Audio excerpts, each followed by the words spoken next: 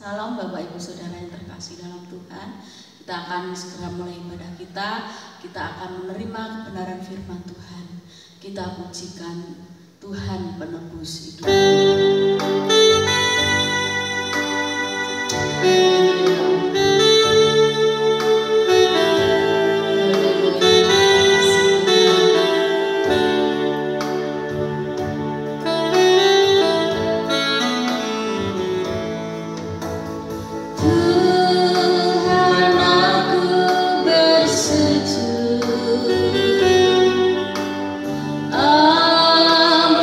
Ampunilah dosa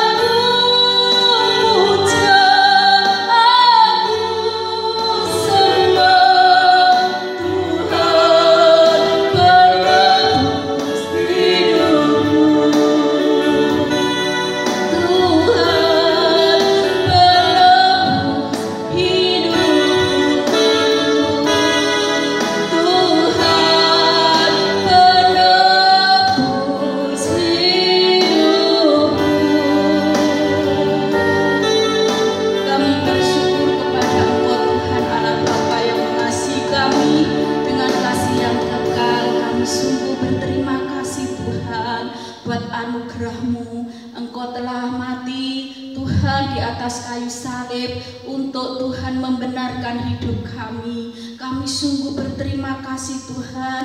Engkau ubahkan kami orang-orang yang berdosa ini menjadi orang-orang yang benar, orang-orang yang Kau layakkan menyebut Engkau Tuhan dengan Bapa, dan kami semua adalah anak-anak-Mu, umat tebusan-Mu. Terima kasih Tuhan, oleh karena tebusan-Mu Tuhan, maka kami dapat bersatu dengan Engkau dan mendapat bagian di dalam kerajaan-Mu. Terima kasih Engkau sudah menuliskan nama setiap kami di dalam kitab kehidupan di surga. Terima kasih buat berkat-Mu yang luar biasa, yaitu Engkau mengampuni setiap dosa dan pelanggaran kami. Terima kasih buat anugerah-Mu Tuhan, buat hari ini, buat kehidupan kami yang adalah kesempatan untuk kami bekerja segiat-giatnya di dalam Engkau dan menghasilkan buah-buah Tuhan dan mengumpulkan upah kami di surga. Terima kasih Tuhan, Kau siapkan hati dan kepikiran kami untuk ditaburi dengan benih-benih firman-Mu. Engkau urapi hamba-Mu, Engkau urapi kami, Engkau tutup bungkus kami semua dengan kuasa darah-Mu yang kudus Tuhan. Jadikan kami pelaku-pelaku firman-Mu. Terima kasih Tuhan, kami sambut kebenaran firman-Mu di dalam nama Tuhan Yesus Kristus. Haleluya, amin.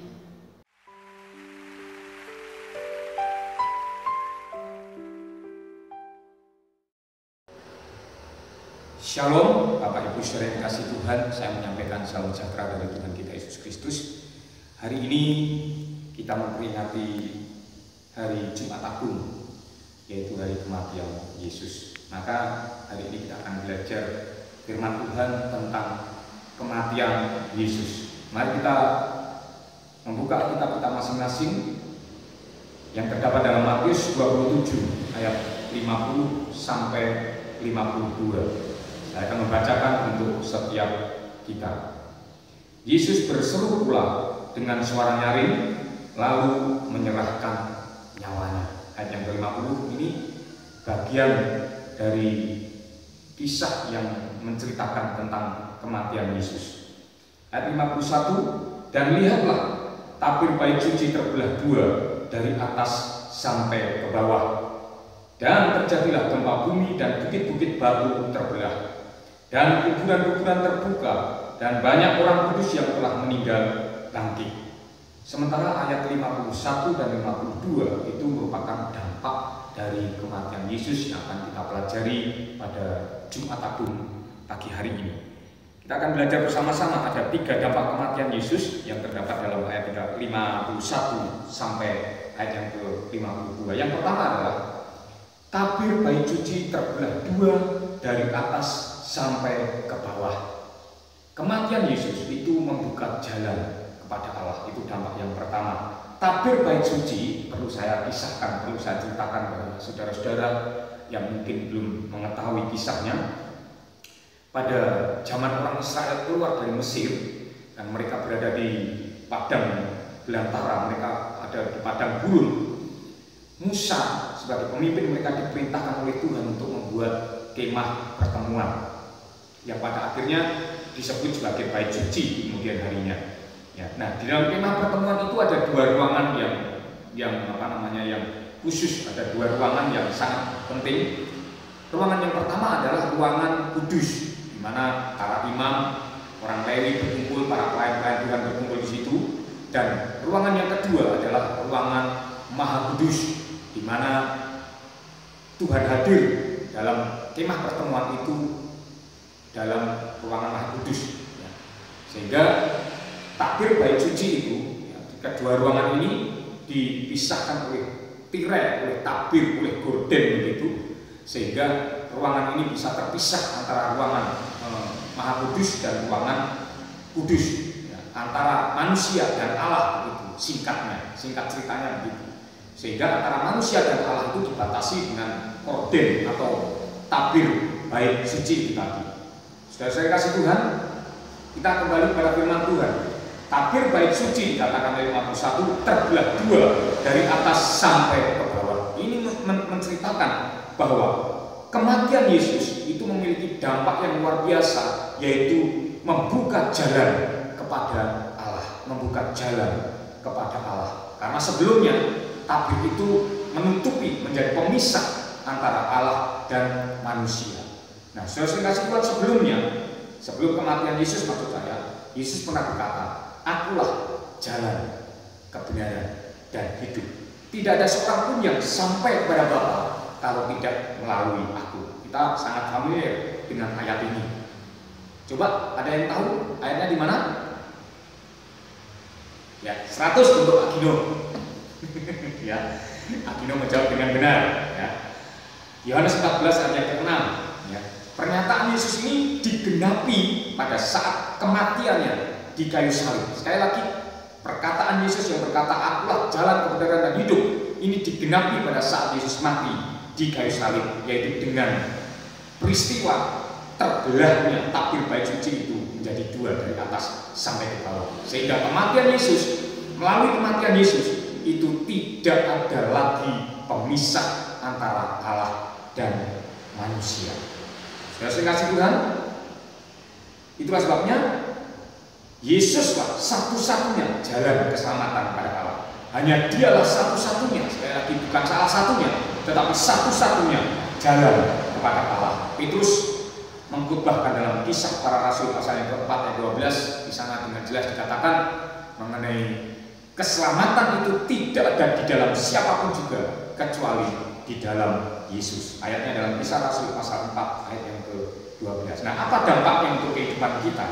Dampak untuk kehidupan kita adalah kita mengalami ketenangan. Mengapa? Sebab kita ini tahu jalannya. Saudara kasih Tuhan, saya ingin memberikan ilustrasi mengenai perasaan ketenangan ketika kita tahu jalannya. Katakanlah ketika saya harus pergi, ya, ke Surabaya saja, yang sudah berkali-kali saya pergi ke tempat Kak Eli, ya, mantunya Bu Kasmi, berkali-kali saya pergi ke sana. Tetapi seandainya saya harus naik kendaraan pribadi, saya pergi ke sana, ya. Dan dibandingkan dengan ketika saya pergi dengan kendaraan pribadi, pergi ke rumah kakak saya yang ada di Madiun, itu perasaannya berbeda. Ketika saya pergi ke rumah kakak saya di Madiun, itu perasaan tenang itu ada. Saya tidak akan mengalami kekhawatiran, tidak akan mengalami ketakutan, tersesat dan sebagainya, karena saya tahu persis jalan itu.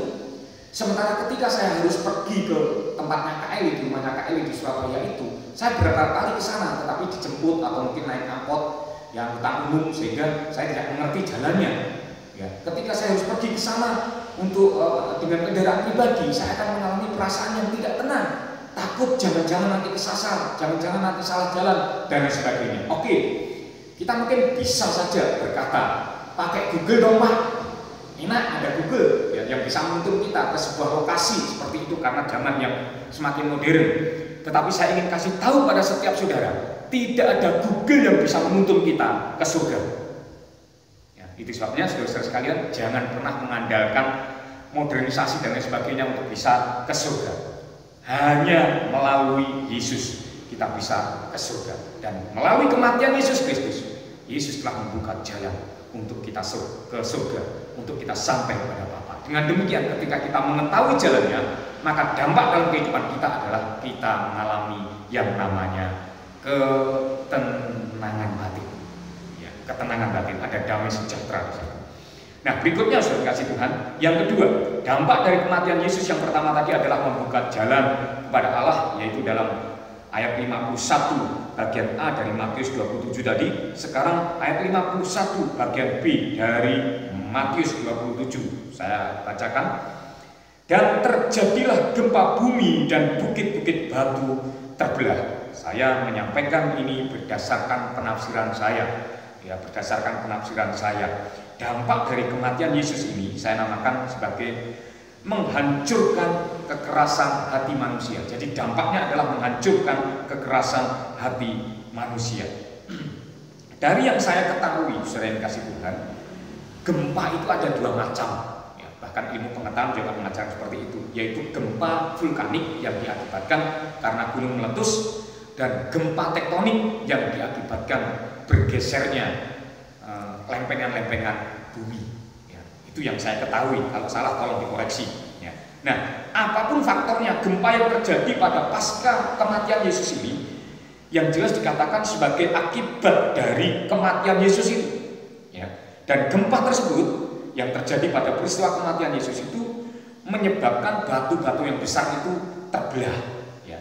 Nah, tafsiran saya, gempa itu adalah masalah persoalan yang terjadi dalam kehidupan kita, sementara batu-batu yang besar itu adalah kekerasan hati kita.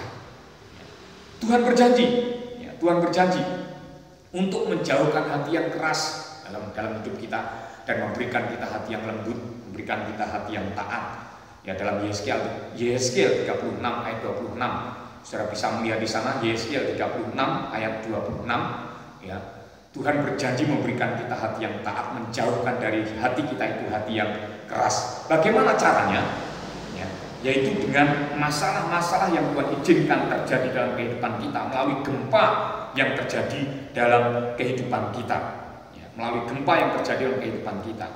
Dengan kata lain, tanpa masalah, dengan kasih Tuhan sekali lagi, tanpa masalah, hati kita akan tetap menjadi keras.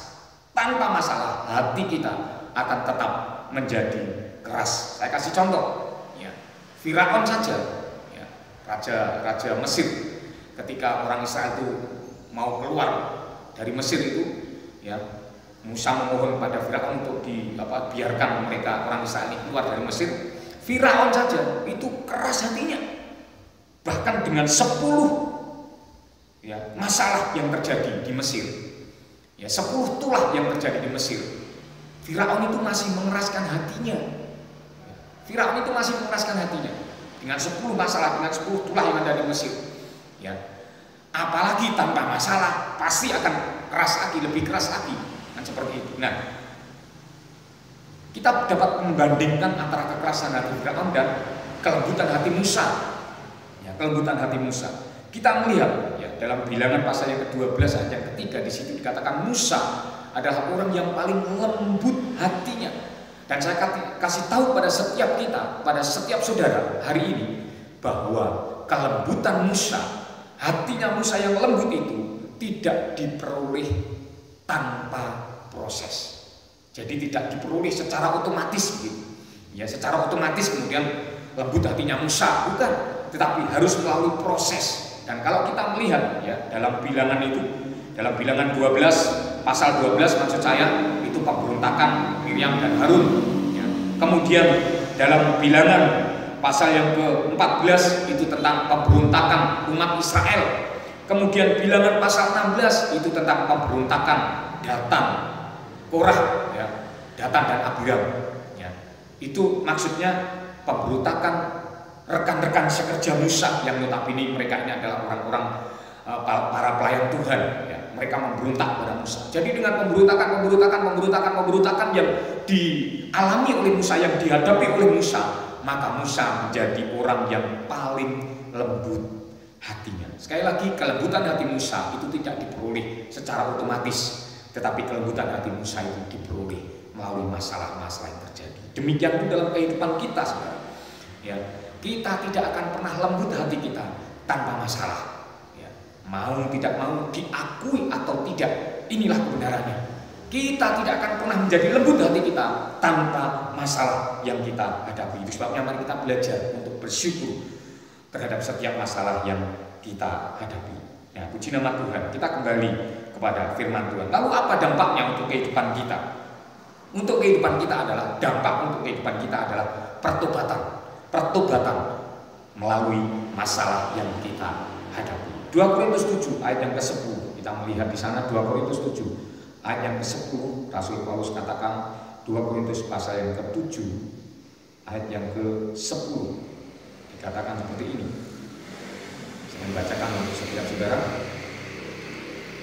Sebab duka cita menurut kehendak Allah menghasilkan pertobatan yang membawa keselamatan dan yang tidak akan disesalkan, tetapi duka cita yang dari dunia ini menghasilkan kematian. Sekali lagi, duka cita yang berasal dari Allah, duka cita yang diizinkan Allah terjadi dalam kehidupan kita itu menghasilkan pertobatan. Duka cita menurut kehendak Allah itu menghasilkan pertobatan dalam kehidupan kita. Sebabnya kematian Yesus di kayu salib, yang pada peristiwa itu terjadi gempa yang menghancurkan, yang bisa membuat batu-batu yang keras itu terbelah, ya, menghancurkan batu-batu yang keras itu, maka masalah-masalah yang terjadi dalam kehidupan kita oleh kehendak Yesus itu juga akan menghancurkan kekerasan hati kita dan membuat kita bertobat. Kalau saudara tahu, ya, kalau saudara melihat menyelidiki lagi dalam ayat 54 dari Matius pasal yang ke-27 tadi, ada kepala pengawal. Ya, kalau kita melihat lagi, kita lihat saja. Ya. Matius 27 ayat 54. Ya.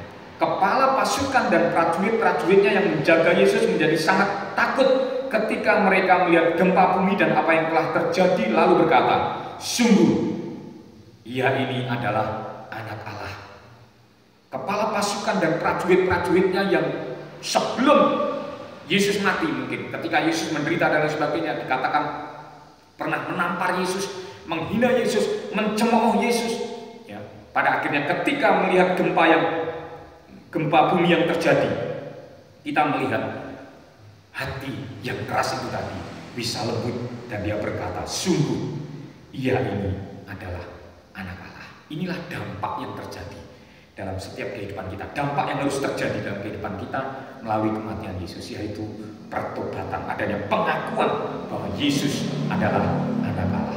Yang terakhir, yang ketiga, kamu melihat dari ayat yang ke-53 dari Matius 52 maksud saya, dan ya 52 saja dari ayat Matius 27 tadi, ayat 52.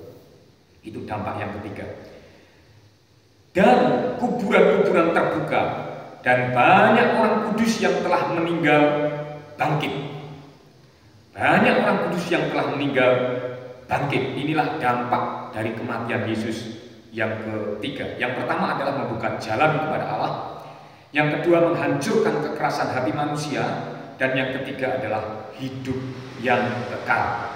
Saudara kasih Tuhan, kalau dampak yang pertama tadi membuka jalan kepada Allah, maka dampak yang ketiga bisa dikatakan membuka kuburan-kuburan, membuka dunia orang mati, membuka pintu dunia orang mati, dari dunia orang mati maksud saya, supaya orang-orang yang mati itu bisa dibangkitkan kembali. Kebangkitan orang-orang kudus yang tercatat di sini adalah sebuah kehidupan yang tidak akan mengalami kematian lagi.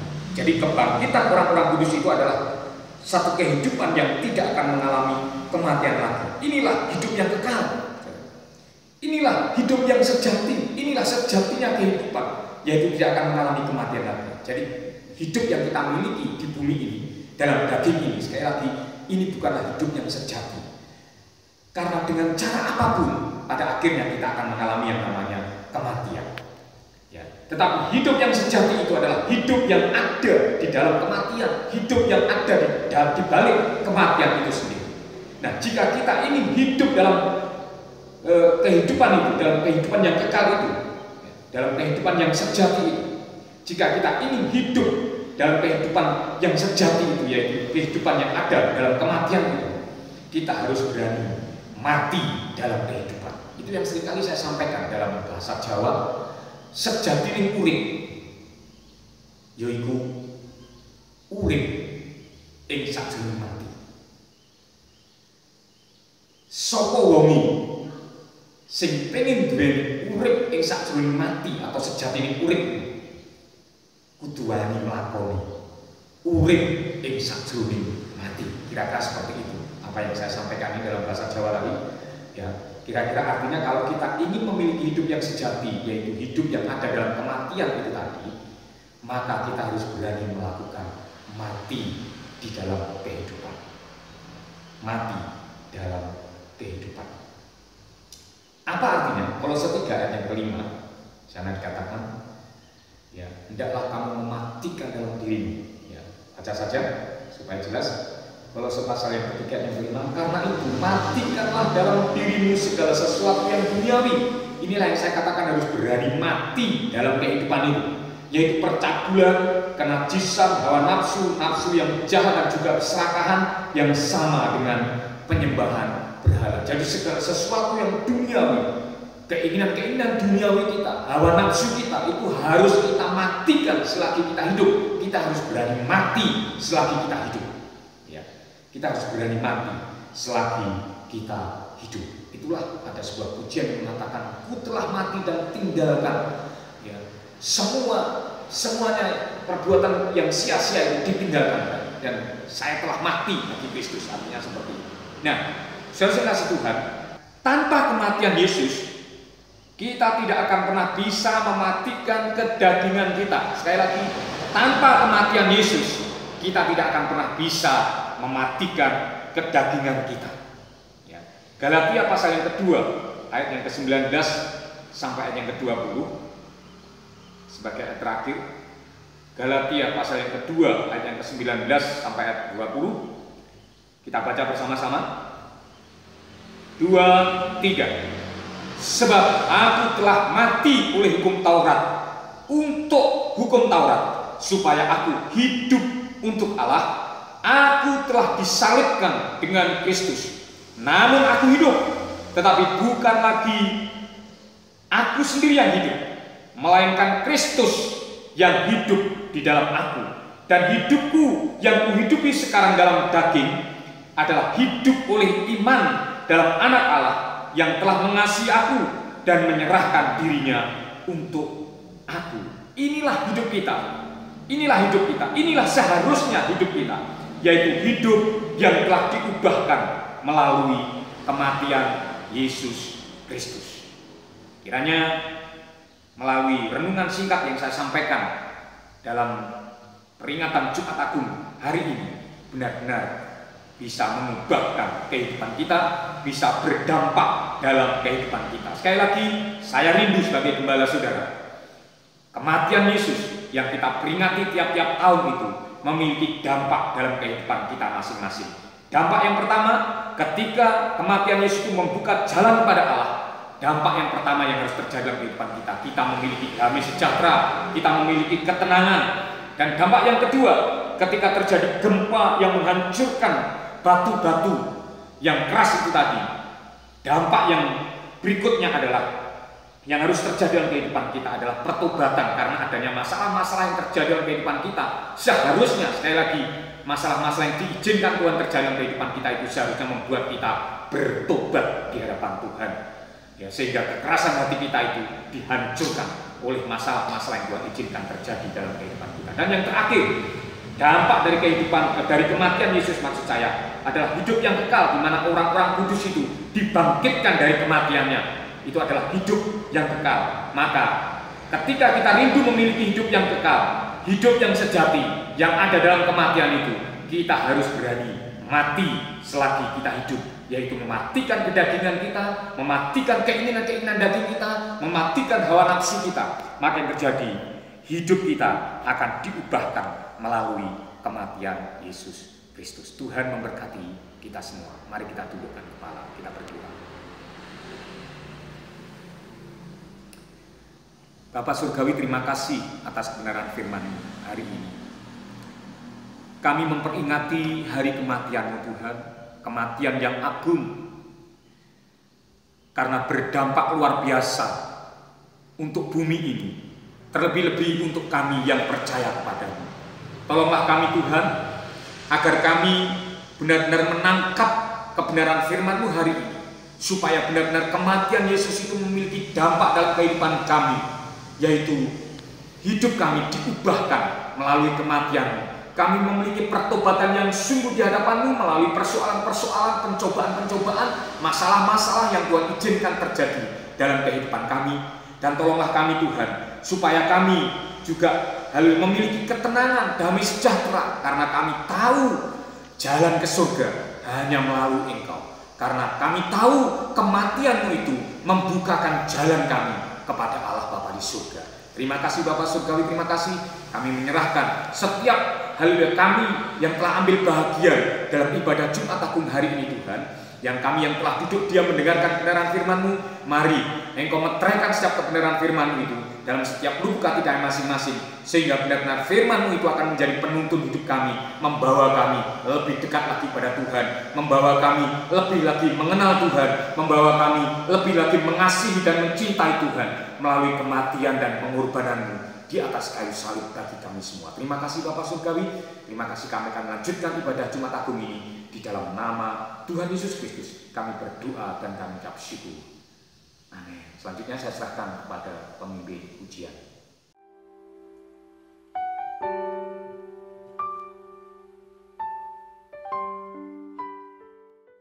Kita sudah menerima kebenaran firman Tuhan, kita akan bersama-sama menaikkan doa syafaat kita. Kita pujikan bukan dengan barang fana.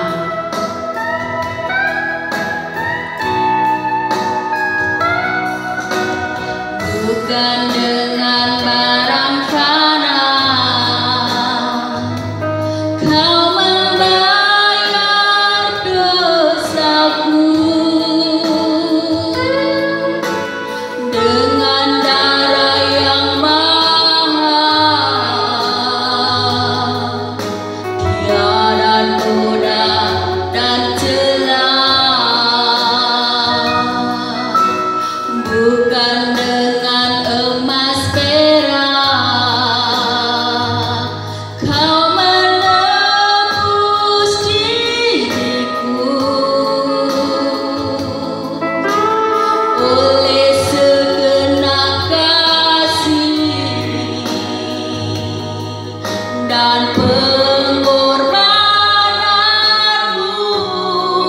ku telah mati dan tinggalkan cara hidupku yang lama.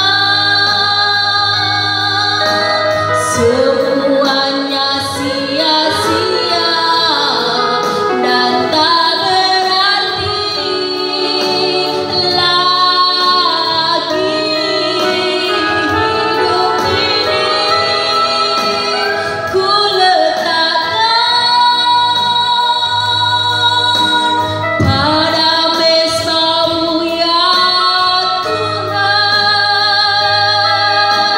Jadilah padaku seperti yang Kau ingini. Jadilah padaku seperti yang Kau ingini. Jadilah padaku seperti yang Kau ingini. Inilah Tuhan Allah Bapa kami yang merupakan doa kami dan komitmen kami di hadapan-Mu Tuhan. Untuk kami Tuhan hidup bagi Engkau, dan hidup kami Tuhan menjadi seperti yang Engkau kehendaki. Karenanya tolonglah kami dalam kami hidup di bumi ini menantikan kedatangan Engkau Tuhan. Biarlah Roh Kudus-Mu yang menolong dan memampukan setiap kami, yang menggandeng dan menuntun kami, yang selalu mengingatkan kami akan janji-janji firman-Mu, dan yang selalu Tuhan Yesus Kristus memampukan kami untuk hidup di dalam firman-Mu. Terima kasih Tuhan, Engkau sudah mau mati di kayu salib menggantikan seluruh hukuman dosa kami. Terima kasih Tuhan, biarlah kami selalu ingat akan pengorbanan-Mu di atas kayu salib, dan bahwa hidup kami ini bukan milik kami Tuhan, tetapi milik Engkau Tuhan. Karenanya Tuhan Yesus Kristus, mampukan kami Tuhan, berkati seluruh kehidupan kami. Kami berdoa Tuhan buat seluruh sidang jemaat-Mu di mana saja berada. Biarlah Tuhan selalu memberkati dengan iman, pengenalan yang benar akan Engkau, dengan kerinduan untuk selalu berada di dalam hadirat-Mu Tuhan. Sementara waktu Tuhan gereja-gereja-Mu di bumi ini ditutup, tetapi kami percaya Tuhan Yesus Kristus selalu hadir dalam kehidupan kami dan selalu menantikan setiap kami di dalam hadirat-Mu, untuk kami selalu datang berbakti, beribadah, menyembah, memuji Engkau, duduk diam di bawah kaki-Mu dan mendengarkan seluruh firman-Mu Tuhan. Tuhan berkati Tuhan seluruh sidang jemaat-Mu. Berkati anak-anak balita dalam pertumbuhan dan kesehatannya. Berkati Tuhan Yesus Kristus buat anak-anak kami yang duduk di bangku sekolah dari playgroup sampai perguruan tinggi, di mana saja anak-anak kami menimba ilmu. Tuhan menolong, melindungi, menjagai, memberkati, menutup bungkus kuasa darah-Mu, menjagai pergaulan mereka Tuhan, memberkati Tuhan Yesus Kristus dengan roh hikmat, kepintaran, kecerdasan dan kepandaian. Tuhan menolong Tuhan masa depan dan cita-cita anak-anak kami. Engkau sedang merendah yang terbaik buat Tuhan anak-anak kami. Berkati Tuhan mereka yang membutuhkan teman hidup, ke dalam tangan-Mu kami serahkan. Tuhan sudah menyediakan yang terbaik buat anak-anak kami. Tuhan memberkati di dalam keluarga rumah tangga kami masing-masing dengan kehadiran-Mu, dengan anggur baru. Berkati Tuhan kami semuanya senantiasa dimampukan untuk menjadi ya Tuhan orang tua yang dapat membawa anak-anak kami kepada Engkau Tuhan. Berkati Tuhan keharmonisan, kebahagiaan di dalam keluarga rumah tangga kami. Berkati Tuhan pekerjaan dan pelayanan yang kami kerjakan tiap-tiap hari, ke dalam tangan-Mu kami serahkan. Kami sungguh hanya mengandalkan Engkau. Kami percaya orang yang berharap kepada Engkau tidak akan pernah Engkau kecewakan, sebab Engkau memberkati orang-orang yang berharap dan mengandalkan Engkau Tuhan. Kami serahkan Tuhan Yesus Kristus untuk hamba kami yang sepuh Tuhan, supaya diberikan ayam tentrem yang datang daripada Engkau. Tuhan Yesus, kami serahkan Tuhan untuk negara bangsa kami di mana kami tinggal. Kami serahkan ke dalam tangan-Mu Tuhan. Berkati dengan segala pergumulan bangsa kami untuk mengentaskan Tuhan Yesus Kristus masalah-masalah yang Tuhan izinkan terjadi, yang sedang saat-saat ini sedang menghadapi Tuhan virus corona. Ke dalam tangan-Mu kami serahkan pemerintahan Jokowi. Tuhan berkati beserta staf-stafnya Tuhan, aparat keamanan semuanya Engkau berkati Tuhan, untuk MPR, DPR, gubernur, bupati, Tuhan, wali kota, camat, lurah, RT, RW di mana kami tinggal, supaya Tuhan memberkati, memberikan hikmat kepada beliau, menyelamatkan beliau dan menyelamatkan bangsa kami Tuhan. Dan Engkau juga menolong Tuhan untuk pasien-pasien yang ada di rumah sakit Tuhan, pasien corona, di dalam tangan kami serahkan, supaya Tuhan memberkati tenaga medis, para dokter, perawat, semuanya Tuhan berkati. Tuhan memberikan perlindungan Tuhan, menopang Tuhan, memberi hikmat yang datang daripada Engkau, sehingga melalui perawatan tenaga medis, melalui obat-obatan yang diberikan, pasien corona semuanya sudah sembuh. Tidak ada lagi pasien corona di Indonesia, bahkan di seluruh bumi ini. Tuhan sudah sembuhkan semuanya. Tuhan ampuni jikalau ini karena terjadi atau Tuhan izinkan karena murka Engkau. Tuhan, kami mohon pengampunan yang datang daripada Engkau. Tuhan Yesus Kristus, Engkau berkenan memulihkan ya Tuhan, dan memberikan pengampunan-Mu atas bangsa kami, atas umat manusia yang ada di muka bumi ini Tuhan. Biarlah dengan cara ini Tuhan, kami semuanya dapat merendahkan diri, kami semua dapat mengingat pengorbanan-Mu di atas kayu salib Tuhan, sehingga kami semuanya dapat memohon dan membawa bangsa kami masing-masing Tuhan, untuk memohon belas kasih-Mu Tuhan, mengampuninya.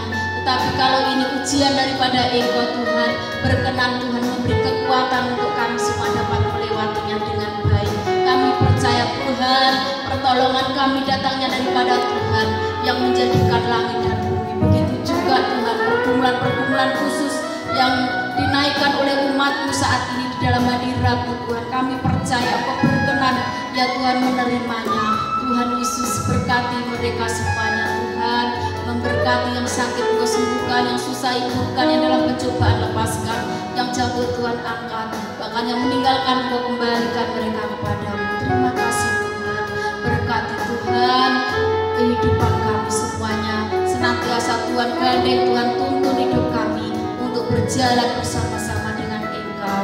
Terima kasih Tuhan, demikian doa kami, permohonan kami, ucapan syukur kami naikkan dalam nama Tuhan Yesus, dan kami sudah menerimanya. Haleluya, amin.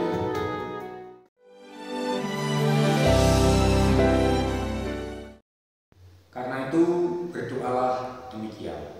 Bapa kami yang di surga, dikuduskanlah namamu. Datanglah kerajaan-Mu, jadilah kehendak-Mu di bumi seperti di surga. Berikanlah kami pada hari ini makanan kami yang secukupnya, dan ampunilah kami akan kesalahan kami, seperti kami juga mengampuni orang yang bersalah kepada kami. Dan janganlah bawa kami dalam percobaan, tapi lepaskanlah kami daripada yang jahat. Karena Engkau yang punya kerajaan dan kuasa dan kemuliaan sampai selama-lamanya. Sidang jemaat yang dikasihi Tuhan dan yang mengasihi Tuhan, angkat tanganmu, buka di hadapan Tuhan.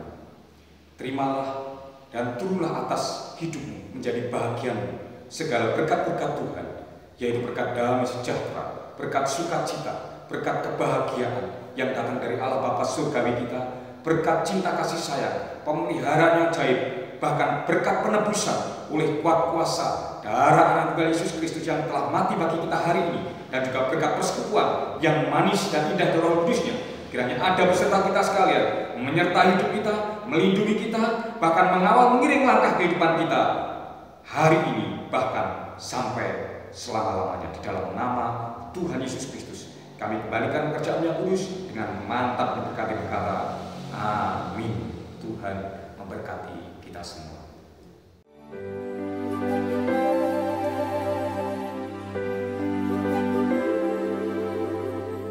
Hanya Kau Tuhan di hidupku.